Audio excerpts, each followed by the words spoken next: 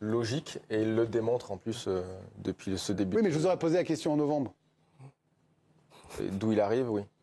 Il arrive du Barça. Ouais, bien sûr. Donc il n'arrive pas d'un club mineur, non, il arrive du Barça. Donc forcément, au Barça, vous êtes déjà très bien payé. Donc si vous arrivez du Barça, généralement, quand vous partez, quand vous voulez, c'est pour toucher plus d'argent. Donc c'est plutôt logique qu'il soit en tête de ce classement. En plus, avec ce qu'il fait depuis le début de la saison, c'est incroyable. On attendait. C'est limite un bon rapport qualité-prix par rapport même à Mbappé ou d'autres. Et totalement, parce que je pousse un peu le bouchon. Non, mais en fait, on l'attendait tellement, ce Dembélé, en fait. C'est-à-dire que combien de fois on a dit il manque plus que le but, en fait, pour qu'il devienne un très grand joueur. Et là, aujourd'hui, s'il arrive à garder cette régularité sur la suite du championnat et sur la suite de la Champions League, bien sûr qu'il peut se battre pour le Ballon d'Or. Vous étiez top 30 en Espagne ou pas des salaires? Au meilleur de votre forme? Non. Top 30 en Ukraine? Oui. Top 10. Top 10. Mais ça, c'est bien. Jérôme. Top 30 dans ma rue. non, ne soyez pas modeste, évidemment. Non, mais le salaire évolutif, lui, il a évolué avec le salaire, donc ça, c'est bien. Ouais. C'est vrai que, pour le coup, il y a un gros écart avec l'année dernière, mais il y a un gros écart sur le joueur qu'il est devenu aussi. Donc souvent les salaires évoluent et les joueurs pas tellement. Parfois même c'est inversement proportionnel. Mais là il se trouve que pour des raisons qu'on essaie d'expliquer ici quasiment toutes les semaines, on est passé d'un joueur qui tirait dans le plafond à un joueur qui allait dans la course au Ballon d'Or. Non mais c'est la vérité. Bien sûr. Donc oui, il tirait dans le plafond. On caricature volontiers, je précise. Évidemment il est champion du monde, il a des sélections, il a joué au Barça, au PSG. Pas de débat. Hein. Et dans les cafés le matin, et les trucs de match qu'on faisait, tout le monde sait que Ousmane avait un potentiel absolument dingue. Et que parfois tu te dis, mais c'est pas possible. En fait, aujourd'hui, c'est un joueur qui est dans la discussion sérieuse pour le Ballon d'Or. Il mérite chaque euro qu'il gagne. Parce qu'en plus, voilà, c'est quelqu'un qui fait. On vend des maillots. Parce qu'en fait, les gens pensent souvent le salaire. Mais en fait, un salaire, un joueur comme ça, c'est un tout. Ça veut dire que c'est quelqu'un qui au-delà de procurer, c'est du spectacle en plus. Voilà. C'est comme un chanteur. Enfin, c'est quelqu'un que tu vas voir jouer par plaisir, dont tu procures un plaisir, c'est un spectacle. Mais au-delà de ça, tu vends des maillots. Les maillots, pas quelqu'un pour les vendre. Je rappelle toujours qu'un joueur de foot touche, alors pour l'immense majorité d'entre eux, ce qu'il lui distribue, il ramène à minima 1 euro de plus. Hein. Voilà, il y a pas de, ça peut paraître fou, mais c'est comme ça. C'est le débat qu'on aura, je pense, quand on parlera des flops. C'est que pour moi, un bon joueur ne fait pas perdre d'argent au club. Non, bien sûr. Et un très grand joueur, encore moins. On reste là sur le haut du classement. On s'intéressera au salaire à Lyon, parce que justement, c'est aussi un des enjeux financiers. On parlera de Rennes, parce qu'il y a aussi beaucoup de choses à dire. Sur les salaires Rennes, ils apparaissent clairement dans ce top 30. On se demandera qui sont les très bons élèves, à la fois avec des très bons résultats, et puis des salaires assez bas. Vous en connaissez, ils étaient en Ligue des Champions pour 2 d'entre eux, puis on fera un petit coin dinguerie avec Alicia. On reste sur le PSG avec vous, Séverine et Olivier. Rien de choquant, Séverine, à ce que ce soit le PSG qui truste les premières places. Ça, c'est attendu, il n'y a même pas de débat possible. Mais déjà, c'est le club le plus riche de France, donc il n'y a rien d'étonnant là-dedans. Et par rapport à Dembélé, c'est le meilleur joueur du championnat. Souvent, les attaquants sont les mieux payés aussi dans les équipes. Et surtout, il est dans la force de l'âge, en fait. Il est à son meilleur niveau, potentiellement à son prime. Donc, il mérite complètement tous les euros, en tout cas, dépensés dans son salaire. Et non, rien de choquant, tout à fait logique et mérité, je dirais. Même la saison passée, il était déjà 2e meilleur salaire. Ah oui, comme des ils sont allés le chercher au Barça. Oui, là, donc à un moment donné, il n'y a rien de surprenant de le voir au top à la première place du podium. Les attaquants souvent sont bien payés, mais là on voit que sur le top 4, tu as 3 défenseurs. C'est vrai. Alors Marquinhos, il y a le poids de l'ancienneté, l'expérience, capitaine du Brésil aussi. Les très bons défenseurs deviennent très rares sur le marché. Oui, bien sûr. Il y a des postes comme ça. Notamment avec Hakimi, parce que Hakimi, clairement, il fait partie aussi des meilleurs joueurs de cette équipe. C'est lui qui livre un bon nombre de passes décisives. Et aujourd'hui, on est meilleur au monde à ce poste. Exactement. C'est mieux que moi. D'ailleurs, Olivier, parce que quand je disais à Benoît, est-ce que c'est presque une bonne affaire?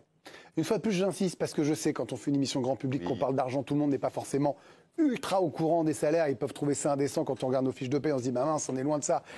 Une bonne affaire à 1 500 000, oui. Olivier Bossard, vous étiez en train de quasiment d'hocher la tête quand je posais la question à Benoît. Je vous ai vu du coin de l'œil. Non, je suis d'accord avec tout ce qui s'est dit. Non, mais franchement, un joueur frisson comme lui, ça se paye. Moi, je suis pas choqué. En plus, Leroy a bien fait de le préciser. C'est du brut. C'est du brut, tout ça. Donc c'est important. Qu'il va lui rester 800 000 euros. Quoi. Et puis quand vous prenez les salaires des plus grands clubs à l'étranger, Ousmane Dembélé, il serait pas top 5 au Real, il serait pas top 5 au Bayern de Munich. Donc on dit toujours que le PSG a tendance à surpayer ses joueurs. Là, c'est la preuve que non. Et je trouve que même quand on regarde le classement, alors oui, le PSG truste les 12 premières places, mais je trouve ça plus cohérent. Je trouve que la masse salariale est mieux répartie. Je trouve que la hiérarchie est plutôt respectée. On avait tendance avant aussi à dire qu'ils offraient des gros salaires tout de suite, tout le temps. Là, on voit que Pacho et João Neves, qui sont titulaires, ne gagnent pas tant que ça, mais ils gagnent en fonction de la part aussi. Je trouve que ce qu'a fait le PSG cette année est assez cohérent pour le coup. Oui, alors que Olivier en parlait, Ousmane Dembélé est premier en France, mais dernier quand on regarde le classement des plus gros salaires à l'échelle européenne. Même si Kylian Mbappé a fait des gros efforts pour rejoindre le Real Madrid en coupant son salaire par 2, il a le plus gros salaire en Europe, Kylian Mbappé, juste derrière Erling Haaland et son giga contrat jusqu'en 2034. Harry Kane renferme la marche des joueurs à plus de 2 millions d'euros. Vlahovic est 4e et donc Ousmane Dembélé 5e. Au rang du classement des plus gros salaires en Europe. Alors sur le plateau, vous étiez tous globalement d'accord pour dire que ce classement, vous le trouviez respecté, du moins cohérent. Il y a un salaire qui a particulièrement fait réagir sur les réseaux sociaux. Alors je ne dis pas forcément en mal, c'est pas qu'il a suscité des critiques négatives ou quoi, loin de là, mais c'est le salaire de Warren Zaïre-Emery qui figure à la 5e place des joueurs les mieux payés de Ligue 1. 950 euros, j'arrive même pas à le dire, 950 000 mensuels bruts. C'est surtout de toucher ce salaire-là. À cet âge, il a seulement 19 ans, Warren Zaïre-Emery. Donc c'est ça qui fait réagir. Mais par exemple, pour le compte espoir du foot, c'est pas si surprenant. Que le salaire de Warren Zaïre-Emery est astronomique, oui, on en parle. Mais on parle d'un joueur né en 2006, sans doute le plus précoce et talentueux au monde au moment de sa signature et qui incarne pleinement le projet de développement d'un énorme talent de la ville et du club. Donc c'est aussi tout ce qu'il représente finalement, Warren Zaïre-Emery. Donc surprenant ou pas qu'il soit à la 5e place. On en parle après le zapping. Non, elle allait me lancer le débat. Elle allait me lancer le débat là, Alicia. Là. Non, on en parle de Zaïre-Emery parce qu'évidemment, il était, comme vous l'avez dit, la tête de gondole l'an dernier. C'est lui le successeur pour le PSG plus calme après Mbappé. Donc voilà. Et quand l'agent, tu fais... Il a un très bon agent, évidemment. On en parle après le zapping, préparé ce soir par Mathieu Monnier.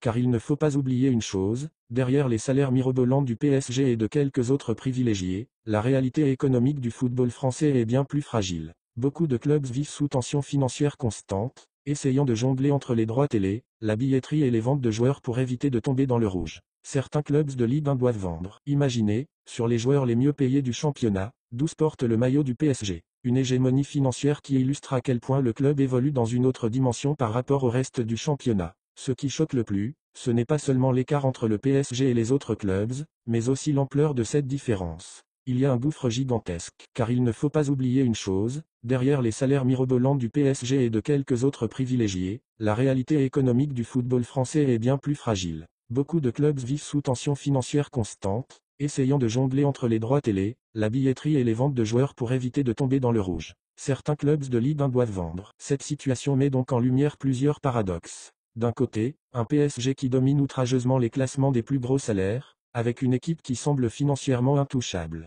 De l'autre, un championnat où la majorité des clubs doivent faire des sacrifices pour rester compétitifs et où certaines informations, comme celle sur le salaire de Kylian Mbappé. Mais quoi qu'il en soit, ces révélations ne laissent personne indifférent. Qu'il s'agisse de la domination salariale du PSG ou des chiffres surprenants concernant un arbitre, elles illustrent parfaitement l'évolution du football en Ligue 1. Un football où l'argent dicte de plus en plus les règles du jeu, où les écarts entre les clubs sont plus grands que jamais. Et vous, qu'en pensez-vous? Trouvez-vous normal que le PSG ait une telle emprise financière sur la Ligue 1? Et que dire du salaire de François Le Texier? N'hésitez pas à donner votre avis en commentaire, on en discute juste en dessous. Si cette vidéo vous a plu, pensez à laisser un like, à vous abonner à la chaîne et à activer la cloche pour ne rien rater des prochaines révélations.